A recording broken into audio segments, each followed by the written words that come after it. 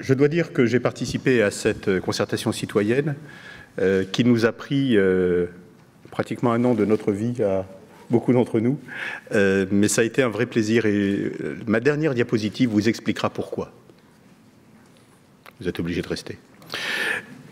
Donc le comité d'orientation, vu de l'intérieur par un médecin généraliste, membre du collège et qui n'a pas de conflit d'intérêt dans ce thème. Je vous rappelle les thèmes de la concertation, qui étaient l'intérêt et les limites du dépistage du cancer du sein, et Frédéric vous a montré ce qui en était sorti, les objectifs de santé assignables au programme de dépistage du sein, et notamment la lutte contre les inégalités sociales en santé, et l'organisation du dépistage du cancer du sein. Et si vous connaissez le rapport, vous voyez que ce rapport a répondu à l'ensemble de ces questions.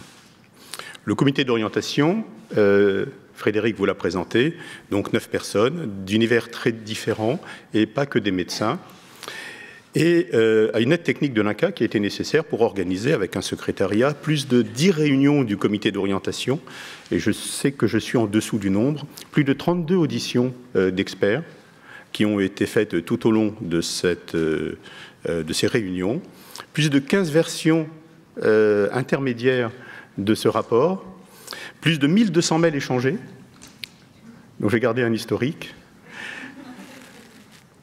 et donc un an de travail. Vous voyez que ça a été quelque chose d'important.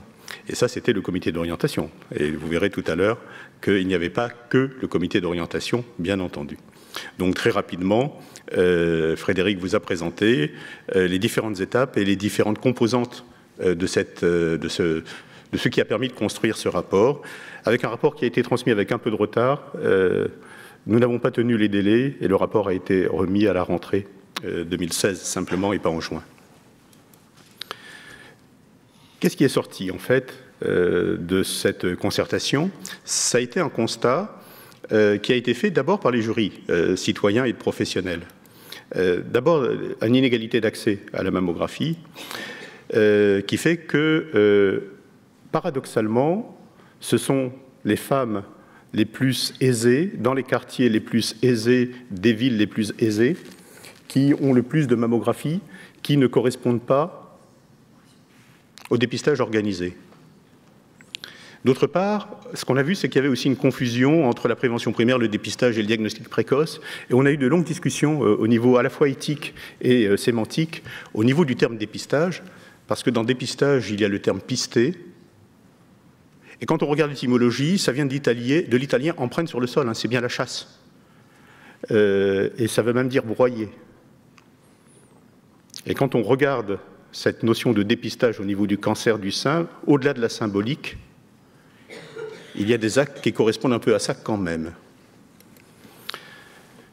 Et que les femmes n'ont pas d'informations sur les risques et les incertitudes du dépistage. Dans la lettre d'invitation, tout est bon dans le dépistage. Il n'y a pas d'informations sur une balance qu'il peut y avoir entre un risque et des bénéfices.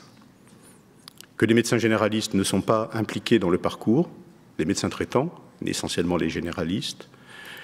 Et puis le remboursement partiel des échographies qui est mal expliqué aux femmes, qui se posent la question pourquoi est-ce qu'il y a une différence entre une mammo qui est remboursée et une écho qui ne l'est pas. Et puis bien sûr, ce qui est ressorti, c'était des doutes sur l'efficience de certaines stratégies thérapeutiques, diagnostiques et thérapeutiques, avec toutes les problématiques dont on parlera concernant le surdiagnostic, le surtraitement, qui sont clairs aujourd'hui, mais qui posent toujours problème d'interprétation des études.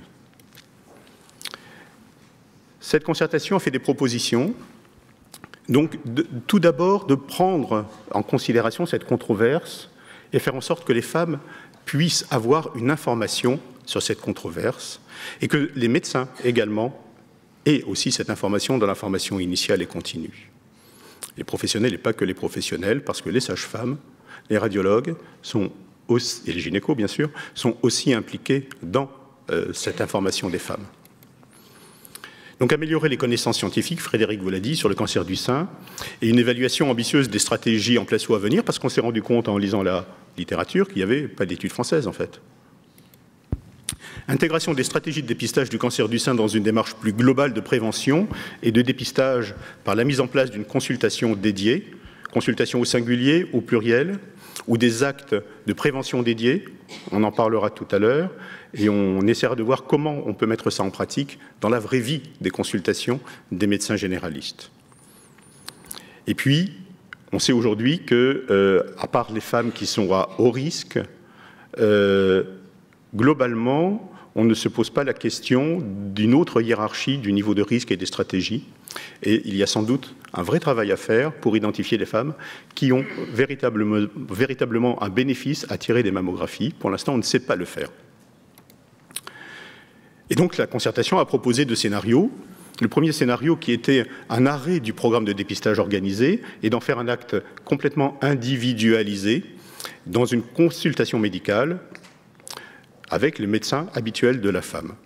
Et puis un deuxième scénario, mais mettre en place un nouveau dépistage organisé, modifié, centré sur le médecin traitant et intégrant aussi les autres préventions et dépistages qui ont fait la preuve de leur utilité. Et ne pas saucissonner les femmes en différents organes et en différentes préventions. Alors ce rapport a été vu comme étant assez iconoclaste, novateur, et on nous a posé la question de « mais finalement, qu'est-ce que vous aviez fumé pour écrire ça ?» Vous voulez savoir ? On a institué, pendant la concertation citoyenne, une tradition dans le comité d'organisation. Chacun a apporté une tablette de chocolat différente et nous avons passé quelques minutes simplement, je vous rassure, dans chacune des réunions, à des dégustations de chocolat. Et nous avions un professeur de santé publique, Fred Paco, suisse, qui avait initié en fait cette tradition du comité d'organisation.